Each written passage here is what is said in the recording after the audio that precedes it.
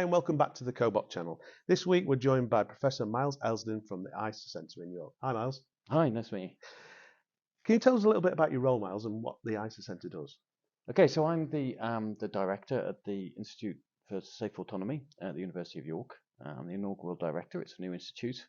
We haven't officially opened yet, but we're due to do that in February, hopefully.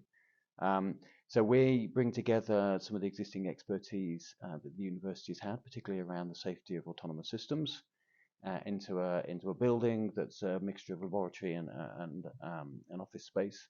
We have about 100 researchers in there, covering areas from advanced communications to design and verification of autonomous systems to assuring those systems, and also looking at the social and ethical and trust issues associated with the use of autonomous systems. Fantastic. So cutting across multiple sectors, really looking to work to link the university out to the outside world, into industry and policy and beyond. And it's a new centre. We've never had anything like this before. Physically, it's a new centre. We're built up, as I said, of existing capabilities within the university, with the idea being to kind of co-locate them all and make the sum bigger than the parts. And what role can ICER help in companies adopt flexible automation? So as I said, we're really focused on looking out. So my background's not as an academic, particularly. I've had a mixed career, and the university brought me in specifically to look out and understand how we can transition the research that we do in the university out into the real world, and industry is a key part of that. So we're really here to break down some of those barriers and help break down some of those barriers, both in perception, but also in regulation and other things. So one of the key barriers to autonomy and AI and all the related technologies getting out in the real world is proving that it's safe. And that's what we're here to help people like yourselves do. So we have 30 plus years of experience in safety cases for complex systems. And obviously, as you bring a lot of these new technologies into systems, then they become even more difficult to assure. So how can we provide that fundamental research and knowledge that enables the regulators and the users to assure themselves that the things that they want to do with autonomy, robotics, and AI are safe? So it's trying to ease the pathway, if you like. Really about easing the pathway. And it's also about encouraging and supporting new companies, innovation, and startups, really, and making Yorkshire a focus for that. So we're really keen to try and get some of our academics, but also other small companies that we work with, to grow in this space and hopefully to base themselves in Yorkshire and use the great kind of expertise and knowledge base and society that we have in the region in the technical areas with Leeds, Sheffield, York, three Russell Group universities all really close together with a huge amount of complementary expertise. Yes. We're obviously focusing on the York side, but working very closely with the others as well. Excellent. Are there any specific industries that you've been asked to research that perhaps never used automation before, but are looking at robotics and automation now? I wouldn't say never. I mean, what we're trying to do is be cross-disciplinary, but also cross-sectoral. Yeah. So we're really interested in safe autonomy. So it's clues in the name. So safety critical industries. Yeah. So we've got a lot of interest from places like rail, which I don't know whether you would say they've done automation before. They're really quite difficult to get innovation into that ecosystem. We're very keen on energy and new energy sources. We have a solar farm at the institute that is set up to be a living lab, so that we can use robotics and autonomous systems to inspect and maintain new energy systems like that. And a lot of it is really about, as I said before, working with the regulators. The technology is often not the challenge, it's the other stuff. Yeah. It's the regulation, the legislation, the business model. How do we make that work? So we're talking to people from lots and lots of industries, some a bit further down the line than others. And one of the other key things we're trying to do is to help accelerate that learning across sector. So if a sector is further along in its journey to automation, like logistics and packing, how do we take that knowledge and that expertise and apply it into something like agriculture or energy or transport? I mean, agriculture is an interesting sector Yeah. because it's typically not very well automated, is it, Yes. for harvesting and so on processing? But is that something that you've seen people show more interest in, obviously? Oh, definitely. I was a judge in a robotics award competition earlier on this year, and a couple of the people that we saw were doing exactly that: robotic arms for picking soft fruit and other things off production lines.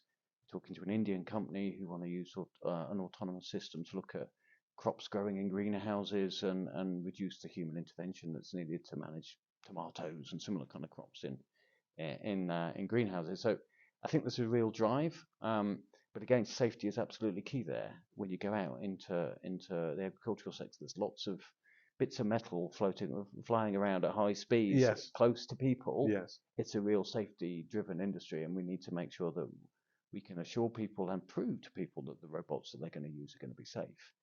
But it is a really complicated one as well. I can imagine because it's in an open environment rather than being in a factory environment, which you've got some control over. Exactly. I mean, it is an open environment. It's not as open as the open roads for autonomous Yes, cars, which adds another level of complexity. But yes, you're outside in the weather and with a whole range of other factors that you need to be able to manage. So it's not as straightforward as a nice, well designed, well structured factory setting. yes. One of the things that we sort of asked about is safety, and you touched on that with the research that you've done. Do you think we're sort of more conservative in the UK with relationship to safety for manufacturing, for instance?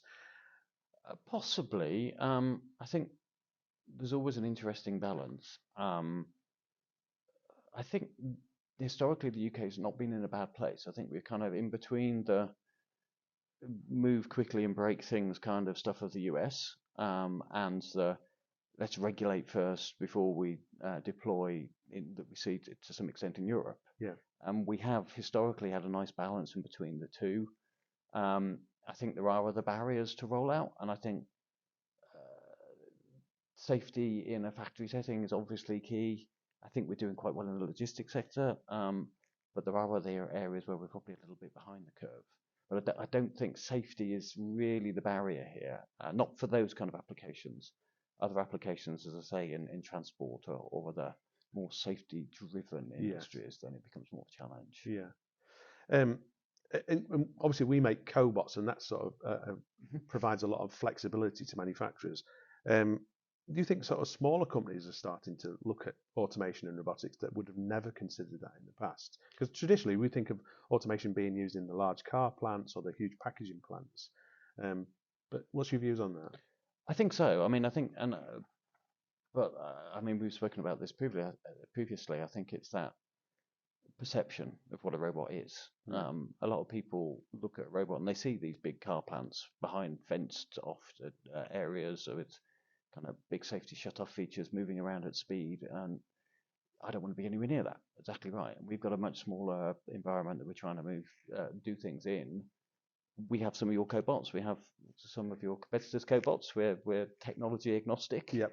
But when people come and you talk to them about, well, this is designed to be used next to somebody in an operating environment, they kind of get it. But I don't think people have got the exposure and the understanding of what the possible is Yes. at that sector yet.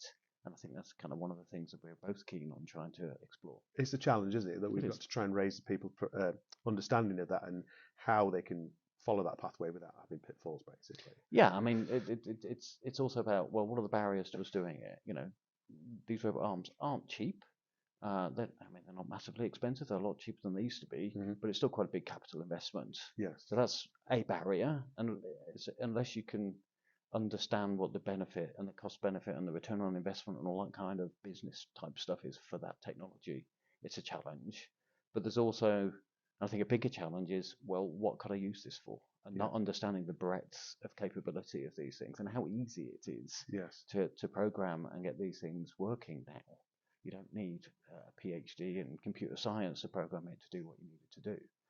So I think there's a lot of perceived barriers that aren't real. There are some real ones, and it's about working with the community to break down those barriers and get better adoption of this kind of tech. Yeah. I mean, one of the things that we're seeing is that by a robot and a person working together and blending those tasks together, you can actually increase productivity. And that's interesting, isn't it, for the future, how a workspace is going to change where a person and a robot could work together. What's your views on that? Are you, Yeah, I mean, I completely agree. I mean, I think, and you see the same with AI. I mean, it's top of the news, top of the hype cycle at the moment. That's probably another conversation. But I think the real value is technology can do some things much better than humans, and it can do other things less well. yeah, And you need to combine those two together, and I think you'll get a much stronger system if you have humans, machines, and AI and robotics all better integrated. Um, but working out what that looks like is a challenge, and it'll differ depending on what your application space is. But yeah, I agree. I mean, they're not going to replace people in a manufacturing environment, but they will augment each other and build into new skill sets. yeah. One of the things that we've seen, and it kind of ties in with the research that you've done, is there's a rise in the mounting of like a six-axis arm on the back of a guided vehicle, Mm-hmm. and it can go off and take kits of parts to production lines or 10 processes in a laboratory. Do you think that's going to increase? And is that some of the research that ICE is involved in sort of looking at the safety of those systems as they roam autonomously about buildings? Very much so. So, I mean, the building itself is designed as a living lab. So, all the doors are powered and connected to the building management system. We're building a digital twin of the building, so robots can navigate around the building, ask the building to open a door, and move through it. Technically, relatively straightforward to do, but how do you then interact with the people who need to cohabit that space with you? I think that's where a lot of the really interesting research lies. It is. It's an interesting sort of field that, and that's why I wanted to touch on it because I know that that's some of the research that you've been doing. Yep. So it's a Cool. kind So of we'll go interesting. for the last question. Yeah, well, I think we can say that that's finished. Now, we touched on this about AI. Um, AI is a huge umbrella to cover lots and lots of different things. How do you think that AI working with robots in manufacturing can help? Is that something that you're also looking at as well in the way that AI is being deployed onto factory floors? Very much so. I mean, I personally, I mean, AI, as you say, is a huge umbrella term, but in a lot of ways, it becomes a subsystem of an autonomous system. Yeah. And another part of that is a robot. And I know I was reading an article yesterday looking at how you might use large learning models and apply them to robotics. It's an interesting concept. Yep. But I think, yeah, it will become part of the system. And I think that's one of the challenges we face is around these systems are black boxes. You don't understand how they get to the answers that they get to. Yes. Therefore, how do you prove that they're going to do what they say they're going to do? What the outcome's going to be, exactly. What the outcome's going to be, and is it going to be safe within your operating environment, within your envelope of safety that you need in a system where you've got bits of metal running around and you've got, there's potential harm to humans in the vicinity. So I think AI is going to be part of it. It's going to, I mean, you see it already with the machine vision stuff that you guys are doing. I mean, there's a lot of the ability for an AI system to look at an image or a 3D image and pick out various things and then act on that information Yes. is massively more so now than it was just a few years ago. So it's that ability to analyze and then act, and the robots are going to be doing a lot of the acting. So I think AI and robotics, they are often kind of intertwined a bit too much sometimes in people's minds, but they are kind of two parts of the same bigger system. Yes. I mean, like you say, a few years ago, the way that machine vision's evolved, you wouldn't have considered AI as much as it is today. And it might be in 5 years' time, AI and robotics is seen more and more of a tool that we can, for like reinforced learning, to make more efficient picks and to operate more. Better. Exactly. I mean, these arms are working in complex environments that change. And that's one of the strengths of AI is it has that ability to recognize patterns and even recognize patterns that are not necessarily that common, and then understand how to change things and act in the real world to address whatever the task that it's got in front of it is. So it's really that kind of real world end effector stuff. So people talk about digital twins. They often talk about it as just a virtual model of a building or whatever it might be. But really, it's about being able to take information, analyze that information, and then act in the real world. And robots are often going to be the vector that you use to act in the real world. Yeah, the physical sort of manifestation of that task. Yeah, exactly. Do you think that using robots can sort of kickstart a new sector in our economy as well?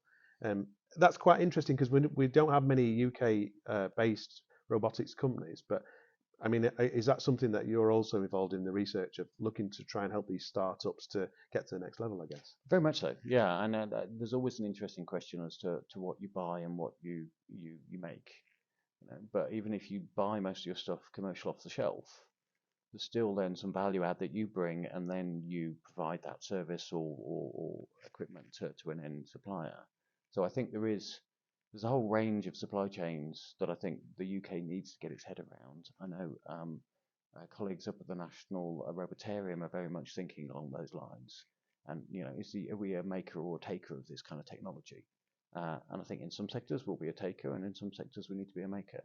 And I think trying to work out where the UK needs to position itself, I think is a really interesting one. I've worked in government in the past, and a lot of the time it was about there's a big jigsaw. Which of the bits of that jigsaw does the UK want to play in? Yes. We can't do the whole thing. We're not a big enough player, but there are certain bits of it where we have a real deep niche capability that we need to extend and build on.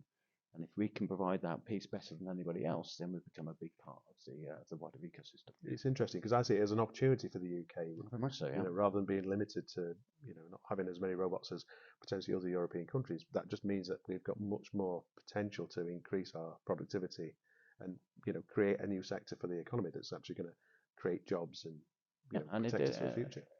We're really good systems people. Mm. I mean, I've mentioned systems far too many times already in this conversation, but I think we're really good at saying, right, this is what we need to do, and these are how all the things come together to be able to deliver that.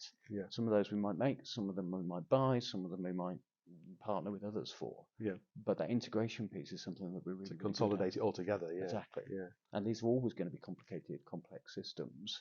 You're going to need somebody who's able to do that integration piece. So I think it's definitely an area we have a strength in. I think so. One of the things I wanted to talk about, and the theme I wanted to explore is we talk about the 3D jobs, the dirty, dangerous, and dull. Mm-hmm. And in Denmark, they've done some research with the trade unions, and they say that if a job can be automated to protect a human, i.e., you're taking away somebody from grinding or horrible sort of screwdrivering task, it should be automated, and they're quite happy with that. Do you think that that's something that we could move towards in the UK? As opposed to the age-old adage is that robots are going to take people's jobs. We say they don't take jobs, they take tasks, but we want to take over the horrible tasks that we don't want humans to do. And I think that the younger generation of people that are coming into manufacturing, we don't really want them to do those horrible jobs for 30 years. We want to protect them. Welfare is important. What's your views on that? Yeah, I think there's definitely a strong argument there. I mean, I think we work very much with safety critical industries, and I think there's a lot of industries out there where people still get hurt despite all the safeguards that are put in place around that. Some of these tasks are intrinsically difficult and dangerous, as you said. So the further we can remove humans from those dangerous tasks, dirty tasks. What was the other one? Dirty, dangerous, and dull. Dull. Yeah, definitely. I mean, I think there is a lot of that. As I say, we're working with the rail industry. People working next to a live rail, with trains going up and down, it's going to be dangerous no matter what you do.